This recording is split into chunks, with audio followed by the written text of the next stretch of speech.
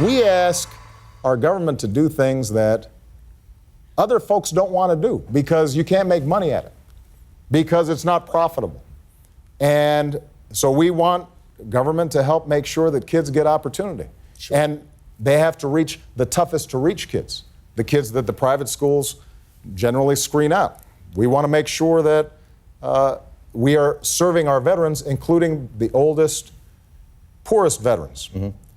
There's not a lot of money in doing that. And so a lot of times people will say, well, why isn't this happening as quick, as fast? Right. If we're under-resourcing our government and not staffing it the way it needs to be to do everything that's done, then we shouldn't be surprised that there are going to be gaps.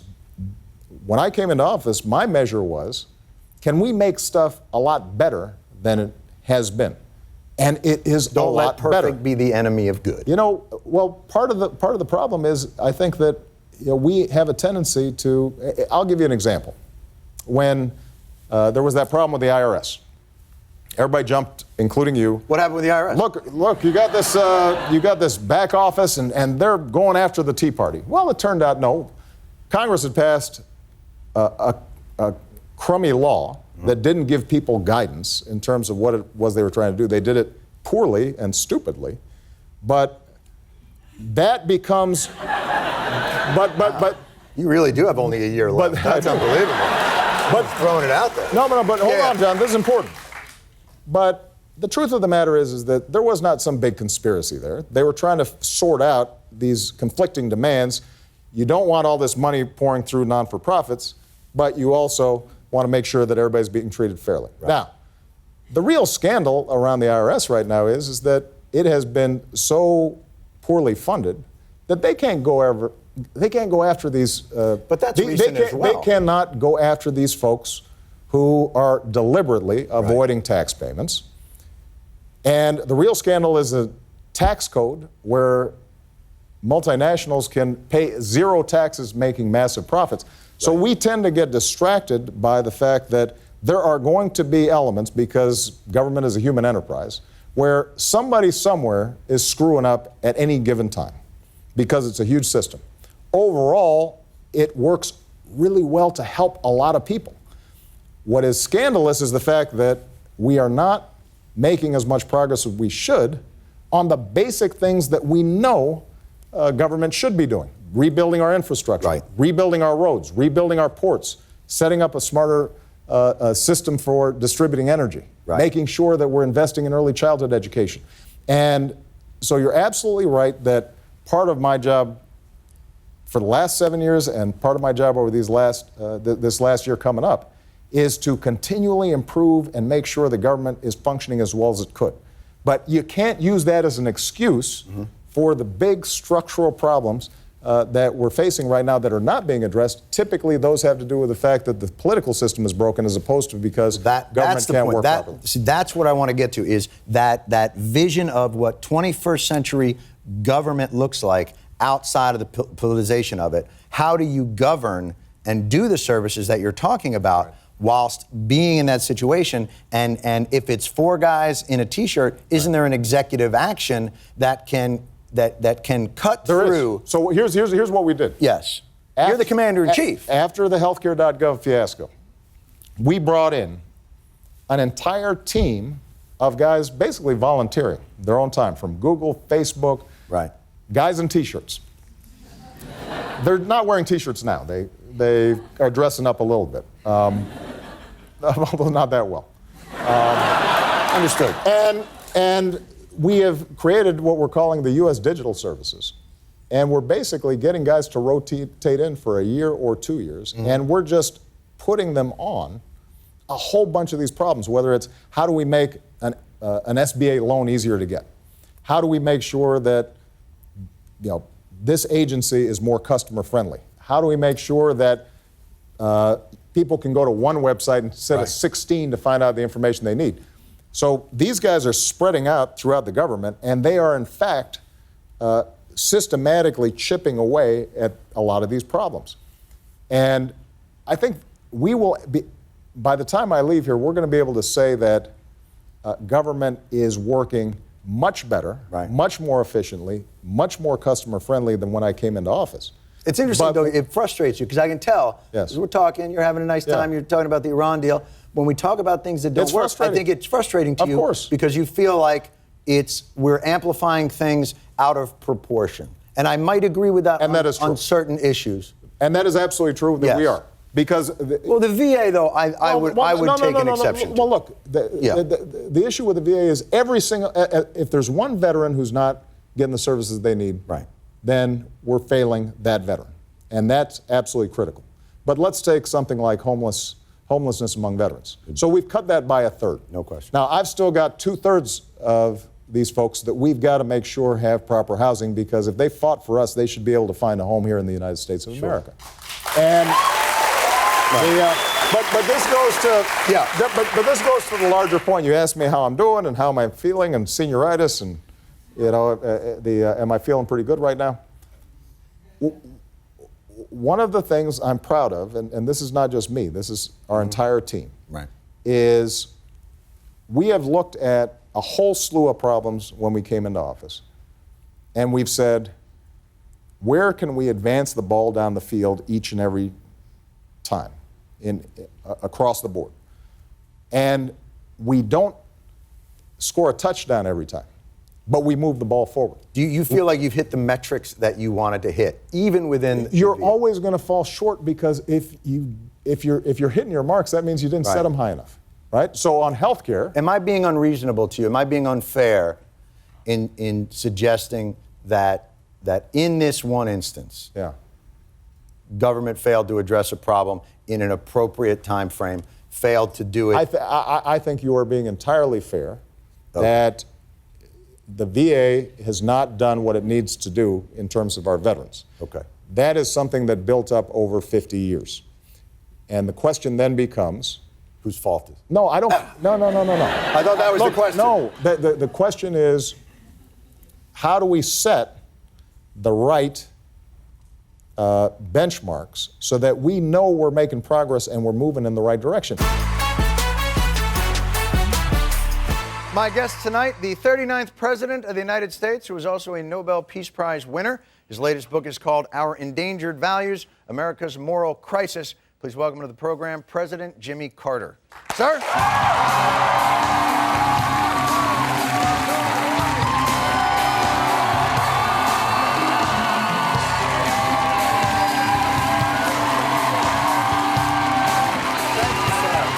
Nice to see you. How are you?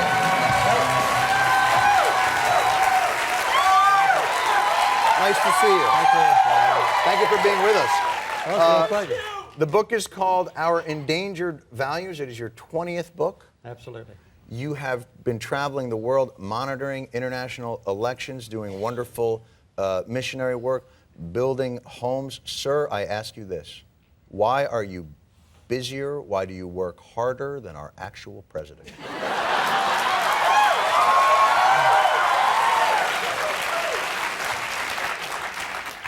Well, one reason is that although I have been governor of Georgia, I have been president of the United States, I have won a Nobel Peace Prize. I have 11 grandchildren, and they don't think I'll be a success in life until I've been on the Daily Show. And if I was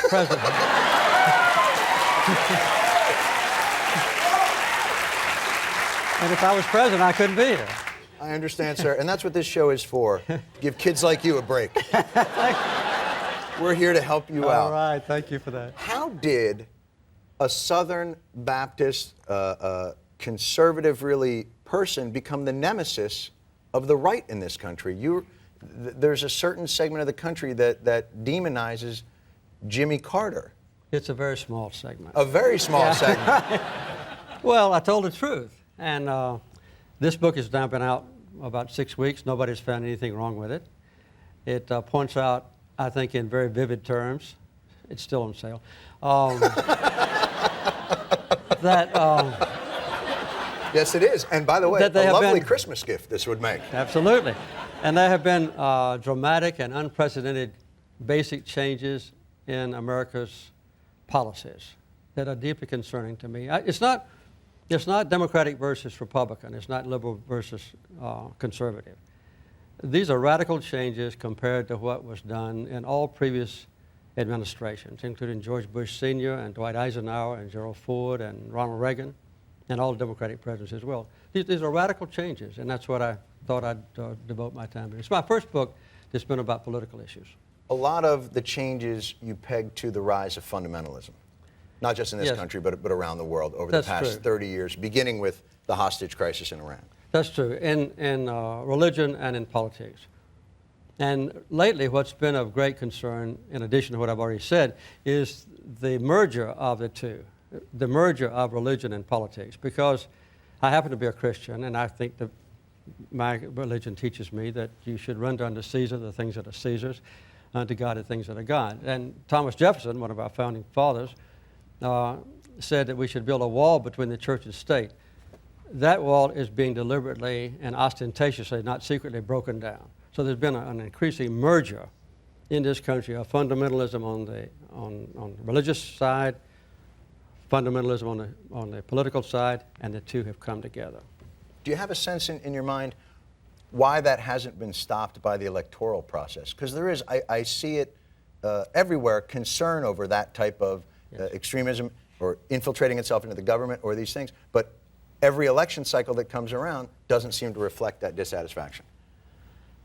Well, as a matter of fact, in the year 2000, I think the Democrats won. So it did reflect that. Yeah.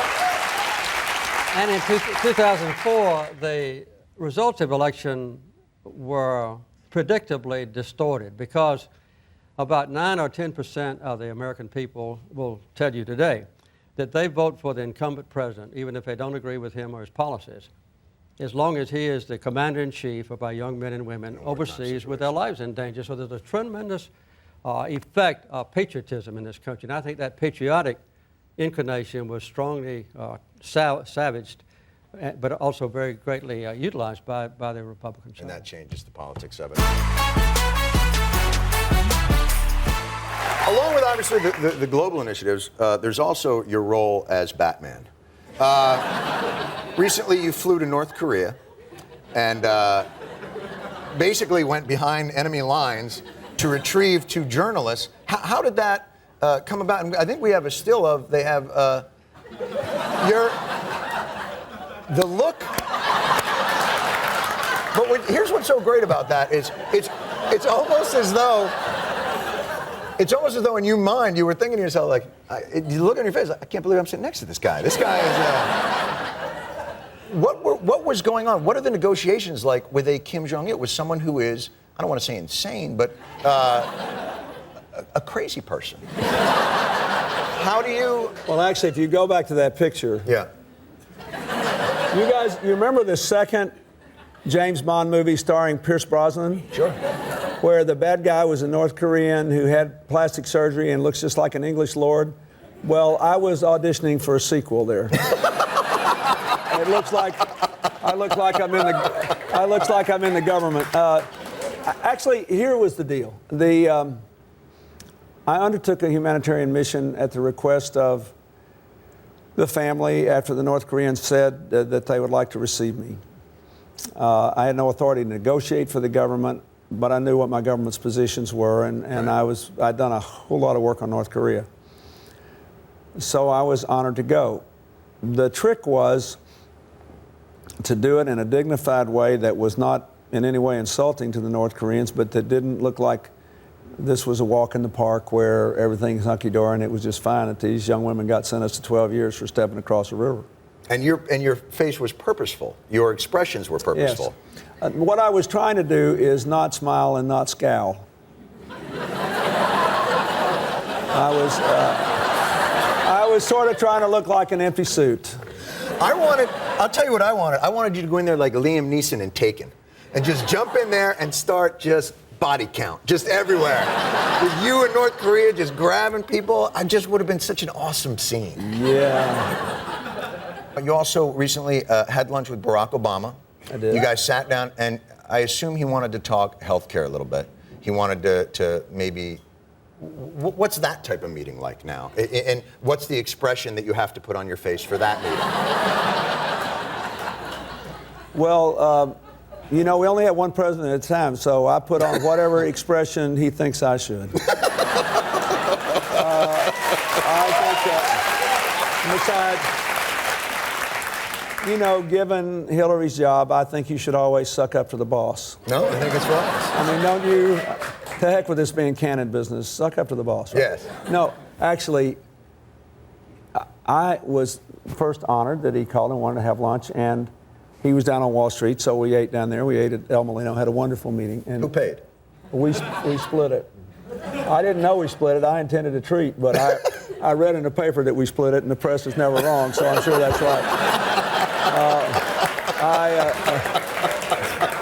But I did my best to be helpful to him. And It's a hard nut to give a little poke, give a little thing. You know, because Obama now he says, well, in health insurance, maybe there should be an individual mandate. It was something that Hillary had said during the campaign. He had come out against that. Now he's saying it's a good thing. You sit at lunch and lean over and be like, yeah, that individual mandate, yeah, looking good now, isn't it? Yeah, looking good, isn't it? no, you know, I don't. I ran in too many elections to know that. You get in these elections and you have to highlight the differences and minimize the commonality. Otherwise, how will people make a choice? Right. And what you have to do when you're running so you can feel good about yourself is to at least believe in the differences that you highlight.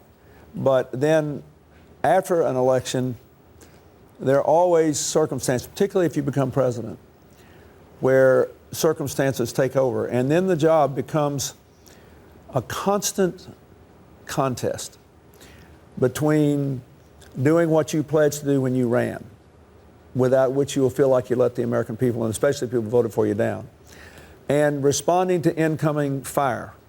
You think he's got a shot with health care? You think it's something he will be able to accomplish? I have always believed from the night of the election, before the election, that he would pass health care.